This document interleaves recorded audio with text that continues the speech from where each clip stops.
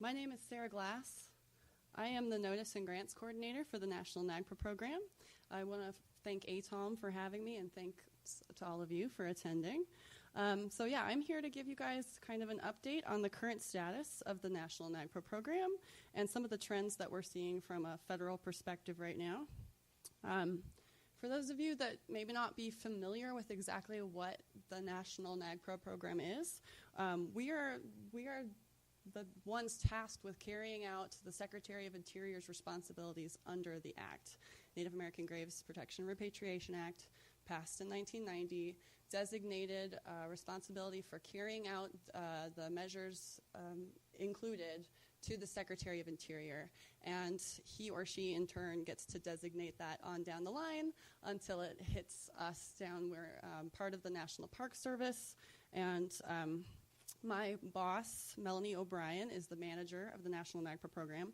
I actually want to apologize because I'll be reading from some notes because this was originally her session that she proposed to update everyone, but she got called off to another meeting in Boise this week, so she apologizes for not being able to be here. She really enjoys ATALM. But basically we serve as the help desk for NAGPRA, so we're here to serve tribes, museums, federal agencies, the public, with all things NAGPRA.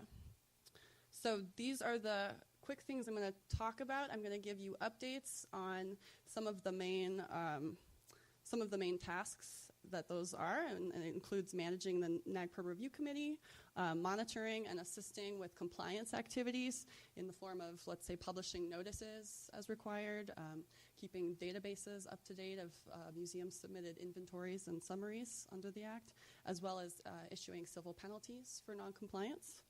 We also provide training and tools. Like I said, we're the help desk to help constituents carry out their NAGPRA responsibilities. And we provide some financial support for those activities in the form of grant programs. So if you see me running around, I'm the Grants and Notices Coordinator. I've been speaking a lot so far here about the grants aspect of things, but it's just one of several things that we are responsible for.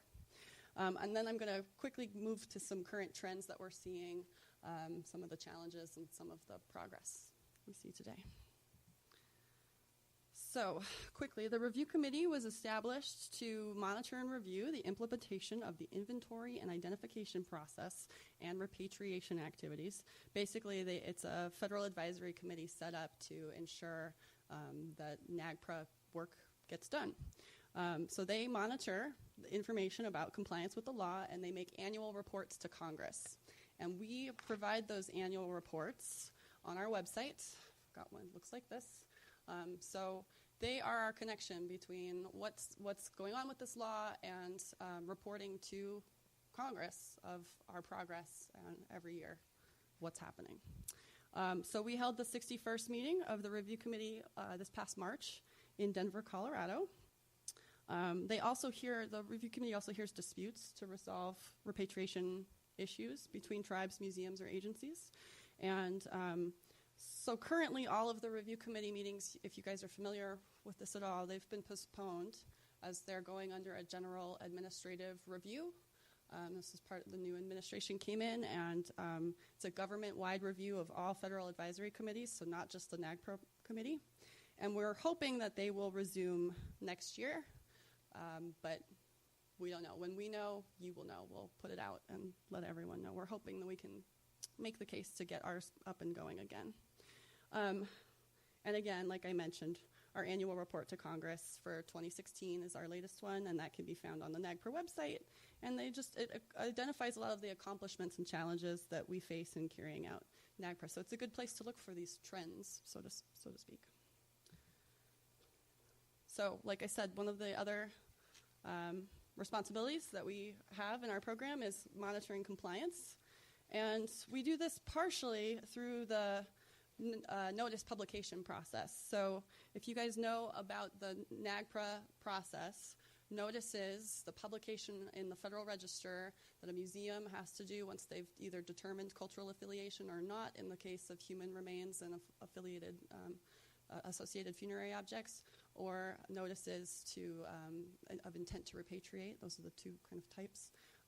They're kind of our barometer, right, of how NAGPRA work is progressing, because the more notices we see, the more institutions we see, the different types of what's really going on. So we can kind of drill down with our notices, and it's the final administrative step in the process, so it captures that activity of who's doing what. And as a lot of people know, we have about 180,000 ancestors that have been reported by museums and federal agencies under NAGPRA in their inventories, those mandatory inventories they're required to submit. But only about 30% of those have been published in notices. So there's a huge gap there that we monitor, right? So meaning they have not yet actually made those determinations that they're required to of cultural affiliation or culturally unidentifiable. So we have a long way to go. Some of the latest stats from about 2 weeks ago with the end of our fiscal year is that we received 175 notices last year, and we published 201 in the Federal Register, so that beat our previous record from 2016 when we got 162. And the reason we published 201 when we only received 175 is because we're catching up on a backlog of older notices from previous years. So that's a good thing, good progress. In addition to the numbers, we also look at the size and types of notices, and we noticed that they've been a little different this year. I apologize for terrible puns. Had to fit one in. So in 2017, so far, that has been the biggest year in terms of publication of culturally unidentifiable ancestors since that updated regulation was passed in 2010. So that's a good sign. That's a big trend we're seeing. And approximately 25% of last year's notices, a quarter of them, were for federal agencies. So there's been an uptick in federal agencies as opposed to just museums working on these issues. And I have a kind of a state breakdown of some of the most published by individual states in the past year. So we see these numbers and these trends as kind of a positive trajectory for the publication specifically, and then NAGPRA work in a broader sense. But it continues. All right, like I said, we also do training and provide tools. We've got a cooperative agreement that we've just extended with the National Preservation Institute, it's NPI, to provide trainings on NAGPRA and other cultural resource-related topics throughout the country. I've put their latest brochures on the resources table out front. They look like this. Also got a bunch. They offer these trainings throughout the years in different locations. They offer stipends, travel funds. They can offer some scholarships. So we highly recommend you check those out if you're wanting to learn more, if you're just getting started, want to learn more about NAGPRA basics or Native American cultural property law, things like that. We also have tons of resources available on our website. It's nps.gov/NAGPRA. So we've got recorded online webinars such as NAGPRA Basics. We can provide DVDs if the website's not enough, if you want a physical DVD to take back upon request. And then we also have a YouTube channel with a bunch of recorded videos that are very helpful for anyone getting started or wanting to go a little deeper even with some of the subjects and processes under NAGPRA. And we're currently developing a new web map tool with some of the land areas from the Indian Claims Commission, land cessions data, BIA reservation boundaries. We have all that data available for people researching when they're trying to determine cultural affiliation or Aboriginal land, but we're trying to make it more user-friendly and in a map form that's a little bit easier than I think the 20-year-old one that we have up there right now. So currently working on revamping our whole website and getting things more up to date. So keep an eye out for future announcements about that. I will do a quick talk about the grants. So I'm not going to go into too much detail because I can give you guys all the download for that another time. But we offer 2 grant programs. Repatriation grants are non-competitive grants. We offer them on a rolling basis throughout the year. They're up to $15,000. And then our competitive consultation documentation grants are range from $5,000 to $90,000. And both of these programs do not require a match, so you should apply. And our latest numbers from 2017, last year we received 13 repatriation and 40 consultation, requesting about $3 million. We awarded 12 and 20, so with repatriation, again, non-competitive. If we've got the money, if we're funded, and your application is complete and meets the goals of the program, you're going to get funded. The one that didn't was not complete, and so we're working with them to reapply this year. And we're at about 50% funding rate of our competitive program, which is very high for a federal program, so I like to point that out. And again, you can see they requested just over half, we were able to fund just about half of what was requested. And we are anticipating similar funding levels. We don't know yet, just like any other federal agency here does not really know, cannot say for certain, but the latest version that we've seen keeps our levels steady for FY18. So we hope that that stays that way in the future. Also, for those interested, the deadlines and the process, the timeline for the grants should be consistent with previous years, where we typically make those repatriation grant applications available in mid to late October. So I have some work to do when I go back home. And the deadline's June 1st. And then consultation grants we make available usually in December. They're usually due in March, and we're able to announce those in July or August, and award those. Okay. So moving on to some of the trends. Well, before I jump into the challenges and such, I wanted to also point out that the NAGPRA program, we, in addition to the annual report to Congress that the review committee is in charge of, our program also generates a program report every year that we put on our website that we can email or provide to you. And it has all sorts of, basically everything I've covered here today, like updates on what we've been doing, all the latest statistics and trends, and I highly recommend you checking it out if you're interested in what's going on with NAGPRA, what's our federal tax dollars paying for us to do. Okay, so some of the broader challenges that we have been seeing recently with museums, federal agencies, and tribes. Of course, number one, it's always number one, lack of funding. As you saw, the demand always outstrips the supply for grant monies and such. And until this past year, actually, until I was very lucky to get to be hired, the National NAGPRA program was actually severely understaffed for several years. We're a small program, small but mighty. There's about 5 of us, full-time staff members, and we've got 4 of those currently filled. And before I came on, we were down to about 3 people. So it's kidding. It's a lot of work for just a few of us, but it's good. We continue. And that's one of the reasons, like I mentioned, we've been catching up on the notice backlog or the grants backlog that we had. We've been able to make a lot of progress in the past year. So and we don't foresee any changes coming along with that as well.